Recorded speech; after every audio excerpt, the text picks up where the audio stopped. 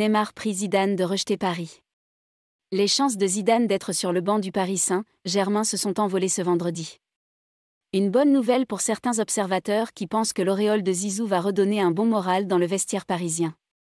Au cours de ses 5 années en tant qu'entraîneur du Real Madrid, le record de Zidane était de 3 titres en Ligue des Champions et de 2 titres en Liga. Le record est bien au-dessus des attentes établies lors de sa nomination début 2016. L'inexpérimenté Zidane ne faisait pas partie des grands tacticiens. Pourtant, il sait très bien gérer un vestiaire star emmené par Ronaldo pour accumuler les trophées. Ce côté humain, combiné à la money list, fait saliver le Paris Saint-Germain. Le club parisien n'est pas prêt de renoncer au rêve d'attirer le Français sur le banc parisien. Surtout connaissant la mentalité et les problèmes de mentalité qui gangrènent le vestiaire parisien depuis plusieurs saisons. Si Neymar ne respecte pas Zidane, le banc l'attend. Ce n'est un secret pour personne que certains joueurs parisiens jouissent de libertés trop importantes dans leur vie privée, ce qui nuit au niveau collectif de l'équipe.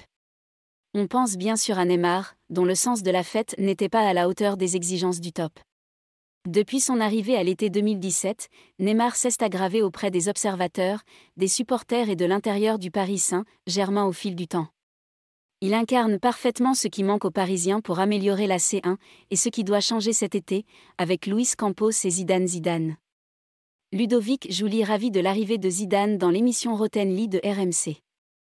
Pour lui, avec Zizou, Neymar n'aura pas le choix, changer ou quitter le terrain. Neymar, il est en surpoids.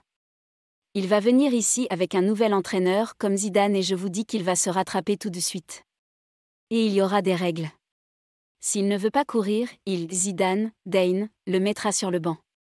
Tu ne veux pas jouer, tu t'assois sur le banc mais c'est tout, il déclarait. Avec Gareth Bale et Eden Hazard poussés au Real par Zidane. Prenez le banc par exemple.